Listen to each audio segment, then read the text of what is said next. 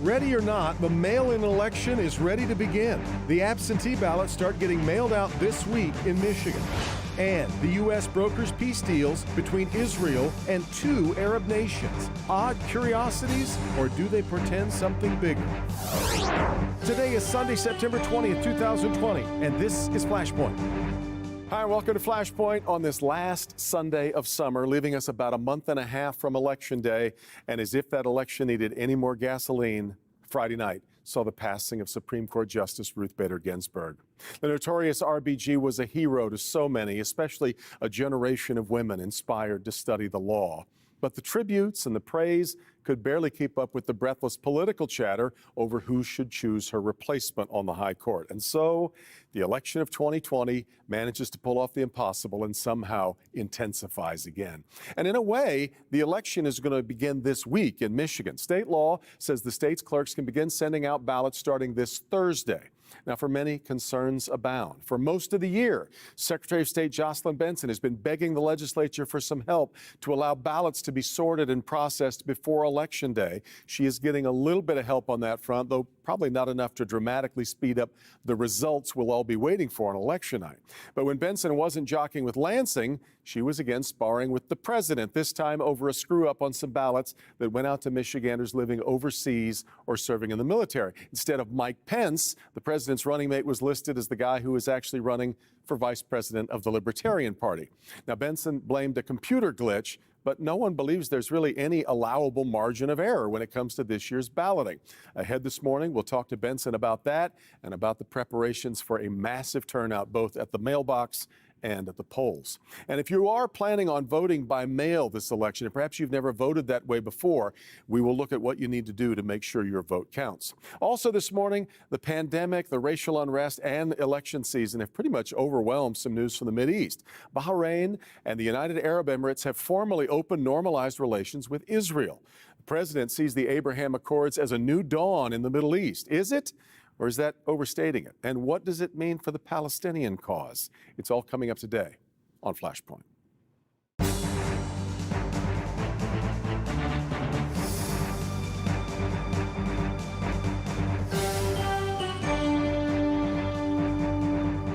We have kept in near constant touch with our Secretary of State over these last few months, and today a particularly opportune check-in given the ballots going out this coming week, but also the row between the Michigan Secretary of State and the President this past week on Twitter. Jocelyn Benson is with us off the top today on Flashpoint.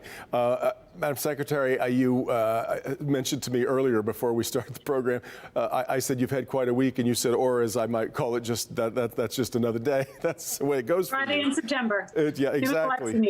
But whereas the first dispute that broke out between you and the president was wrong. He said that you had sent out ballots to everyone in the state when you had really only sent out applications, which has been upheld by the courts. But this time, I think a lot of Republicans believe the president has a point. You mailed out about 400 ballots to international Michiganders for their votes. And it had the wrong, Mike Pence's name wasn't there. It had the wrong name under the president's running mate. You've said that this was a computer glitch, but didn't there have to be some human error attached to this? Wasn't someone supposed to read that as it was printed up before it went out? Yes. Now, importantly, they were not sent out to 400 voters. It was a programming error and a computer glitch that then went to clerks, who then printed out the ballots and had an opportunity to proof the ballots and then send them on. And it's not clear how many. We just know two things. One, what happened on our end was two people at the same time were entering a code. And essentially, a computer glitch caused a bump of a candidate's name from one segment to another. Now, that was just kind of uploaded. There's no way on our end to see that change. It's only when it gets printed by the clerk and then sent out to the voter that even becomes apparent. So that's why you said, it's a computer glitch programming error. We know, and then once we caught it within 90 minutes, we immediately corrected it. But that said, in that 90 minutes, we noticed that clerks had accessed that portal 400 times. So that's where you get the 400 number.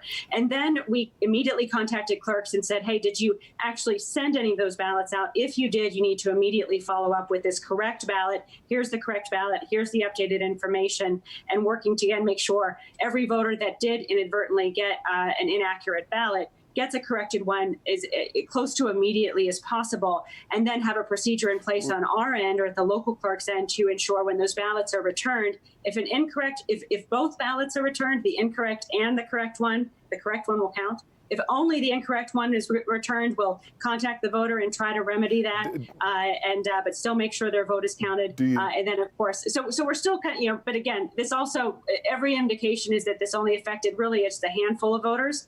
And that's why I responded to the president by saying, we can't, it's false and misleading to expand and say this is bigger than it is. This was a glitch. We fixed it. The system actually worked in that regard. We followed up with voters and we corrected the error as soon as we could. I'm going to assume, though, that you feel the pressure and the understanding that you and clerks, secretaries of state all over the country have really no margin for error right now.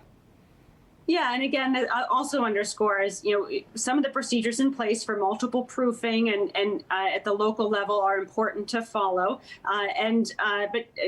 Yes, that also underscores the high level of scrutiny we're under and the moment that we're in, which is that there are entities out there, actors out there who want to take any potential thing they can and use it to sow seeds of doubt in the electorate about the sanctity of the elections, which is another reason why I felt I needed to respond with facts and truth and say exactly what happened, but also to say it's anything bigger than that is misleading. Well, the president referred to you on Twitter as a Democrat Trump hater. I imagine you would take issue with the phrase Trump hater in advance of an election, but you are a Democrat. I've always wondered if it was a sensible thing for a Secretary of State who's in charge of the election system in a state to have a party affiliation. Are you comfortable being referred to as a Democrat as we head into a massive election?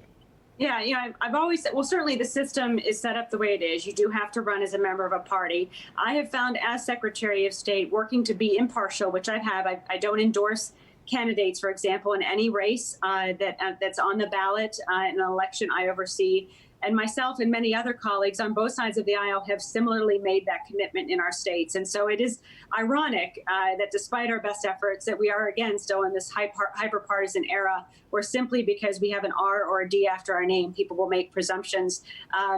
But I've worked in every way that I could to ensure that I'm serving in an impartial way, not making endorsements, staying positive in my remarks on social media, but also, again, responding to misinformation with facts and data and truth. Every reporter in town right now is getting emails from people with what I guess I would say are anecdotal experiences with what's happening with the voting system right now. But it's people saying, I've received 2 different ballots have come to my house. A ballot came here or an application for somebody who no longer even is alive, for people who moved a long time ago. You've got this, and we've talked many times about how there's no evidence of mass voter fraud, but we see lots of little, it's like being pecked to death by a duck. We see lots of little evidence pieces of things that show us a system that has maybe lots of little potholes in it and opportunity for turmoil. How are you feeling so far with what you're hearing? Because you've even set up a website for people to report problems. That's right. We set up a website, michigan.gov/election security, and an email, misinformation@michigan.gov, for people to send questions about information they may be hearing and wondering whether it's accurate or not. I think it's important to remember that in this time of great uncertainty with the pandemic and the newness of the right to vote by mail in our state, which was enacted by voters in 2018, both of those things have collided to create a significant amount of anxiety and concern this year, and just a lot of new facts and information and changes that people may not have seen in past elections. Now, importantly, we have sent applications in past months, back in June, as you mentioned, to every registered voter to request to vote by mail. Those also are online at michigan.gov/vote. But also a lot of other organizations. Those applications are public documents. It's simply a piece of paper. Anyone can send it, and indeed they likely will, to voters in the weeks ahead. What voters need to know is that only one application to get a ballot counts. That's all you need, and that's the only one that's going to count. And we confirm the identity of the applicant with the signature that's on that application that's received by the clerk, verified, and then we get one ballot sent to each person. Now, importantly, ballots have not been sent yet, so no one's received multiple ballots. ballots. Ballots will be sent beginning later this week, right. start in September 24th. And then once ballots are returned, there's another security check where the signature on the envelope in which that ballot is returned must match the signature on the voter file. Once that signature match is made, the voter is marked as having returned their ballot, and anything else that is returned is going to be investigated for potential fraud. Jocelyn, I got to get to the situation in Detroit here, because we had, I don't think there's any other way to put it, it was a rather disastrous primary where 70% of the votes or so cast in Detroit weren't eligible to be recounted. We had a protest out in front of Janice Winfrey's house this past week from some Detroiters wanting her to step down. We've, by the way, invited her to be on Flashpoint throughout the last month and have not been able to get her here to talk about what's going to happen for Detroiters in this election. But the Board of Canvassers only certified the Detroit vote based on the promise that the state was going to fix things that were happening in Detroit. You were hoping to train some 6,000 volunteers to make things better in Detroit. Please give us an update on how you feel that effort is going and where things stand right now with regards to Detroit. Well, we've entered into a partnership with the city clerk's office. And by the way, the city clerk has an enormous task ahead of her, and no one can really meet the enormous needs of this year's election alone. And so with that in mind, myself, the mayor, the county executive, Warren Evans, the county clerk, Kathy Garrett, we've all are leaning in to provide support and build a partnership to ensure that the 4,000 precinct workers we need on Election Day are recruited and trained, that the 2,000 absentee ballot counting election workers are going to be trained as well, because some of the errors you saw in August were the result of overworked, underpaid individuals who'd been on the job for nearly or more than 20 hours. And when that happens, ballots get put in the same pile when they should be kept separate, which can lead to the bookkeeping error that arose. So we're going to be helping to improve training for those workers who are going to be handling those ballots, and we'll have folks supporting the security of the process as well. And importantly, we've also we're going to be opening 21 satellite clerks' offices in early October. Right. We're installing over 30 drop boxes all around the city that will be available in the weeks ahead, and making many other changes as well to increase the access to the vote for our citizens in the city of Detroit, as well as the security of the process. I got to get to a break, Jocelyn. I appreciate the time. I know we'll be talking to you again before Election Day. Thanks so much for the time today. Thanks. You bet. Secretary of State Jocelyn Benson, we come back, we'll talk about some agreements that have been made between Israel and some of their Arab neighbors. What does it mean? This is Flashpoint on Local 4. Designer brands priced for immediate liquidation now at Gorman's 3-day clearance center. Up to 70% off quality furnishings direct from our Hall Road store closing sale. Plenty of world-famous Stickley. Gorman's 3-day clearance center. For more than 90 years, the Capuchin Soup Kitchen has been privileged to serve people facing challenging circumstances. We can't do this work without your help. Thank you for being a friend to the Capuchin Soup Kitchen. DTE believes to lead, we have to do what's right. So we're tripling renewables and cutting carbon emissions in half over the next 10 years. DTE. At Beaumont, we're always ready for change. So when COVID-19 changed the way our community needed us, we created change to serve them even better. Change that made safer return-to-work programs with on-site screenings possible. Change that let us pivot quickly and care for the most COVID-19 patients in all of Michigan. Because the one thing that will never change is our commitment to you.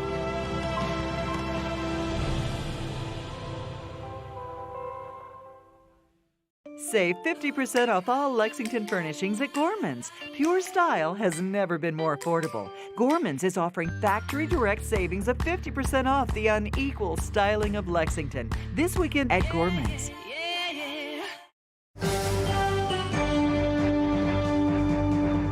Well, this weekend marks Rosh Hashanah, the start of the Jewish New Year. So if you and your family are celebrating, Happy New Year to you. Does it mark a new year for a new outlook in the Mideast. Joining me to talk about that are Dr. Yael Aronoff, Associate Professor of International Relations at the James Madison College at Michigan State, and Saeed Khan, Senior Lecturer of Near East and Asian Studies and the Director of Global Studies at Wayne State University. Thank you both so much for being here. I'm really curious about both of your takes on whether or not, because it very much right now depends on which funnel you live in on social media, as to just how massive or underwhelming these developments are, that Israel is now being recognized with diplomatic relations with both Bahrain and the United Arab Emirates. Yael, let me start with you. What are your thoughts on what's happened? I would say it's neither underwhelming nor monumental, but a really good positive step that really needs to be built on. So I think it's good news for two primary reasons. One is that, of course, Israel wants normalization with all countries around the world, and has had, its peace treaties with Jordan and Egypt for many years, but has really yearned for normalized relations with other countries. I think it deserves such normal relations because, other countries in the region and the world, people recognize them, and other states have normal relations with them, even though they may have disputed or occupied territories. And many countries in the region in the Middle East are in that situation as well. Secondly, I think it's a relief in that it also delayed, if not stopped, possibly for at least 4 years, any unilateral annexation on the part of Israel in the West Bank that was kind of seriously talked about and was impending. And I think that would have really been detrimental to continuing to try to have progress on the Israeli-Palestinian peace front. So in that sense, I think it's a positive step. However, in an article I recently wrote for the Detroit Jewish News, I said also curb your enthusiasm. I saw that, yes. Because it's not as if this is necessarily all countries in the region are going to follow in the footsteps of UAE and Bahrain. And I think that further acceptance in the region will still be contingent on Israel and the Palestinian Authority reaching a peace agreement. Let me move to Saeed, because yes, in fact, it's not like over the years we've heard of a lot of tension between Bahrain and Israel, or the UAE and Israel. So big deal or not to you, Saeed?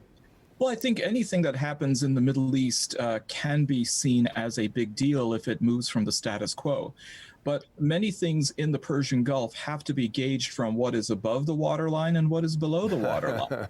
And so what we have here is something which is now visible above the waterline, and that is relationships that actually has been not only ongoing for a significant period of time, but also quite close when it comes to the kind of interaction and the connections. The UAE, Saudi Arabia, Oman, and even Qatar have had relations officially with the state of Israel, except that, of course, they have been more subtle and they've been more discreet, shall we say, and not in the public view. And part of that is it's important to understand the role of optics in the Middle East. Sometimes things that are done on a bridge aren't as appealing as things that are done in a tunnel. And we have then these relationships that have been going on for quite a while. But now I think we find that with things out in the open, it's going to proceed to show what the real relationship between these various countries is. As you said rightly, it really cannot be called a peace deal, because that would suggest that these countries have been in a state of war, which isn't the case. But business deals, strategic deals, and perhaps most importantly with the Persian Gulf, trying to then demonstrate what in this proxy war, if you will, between the Arab states and Iran.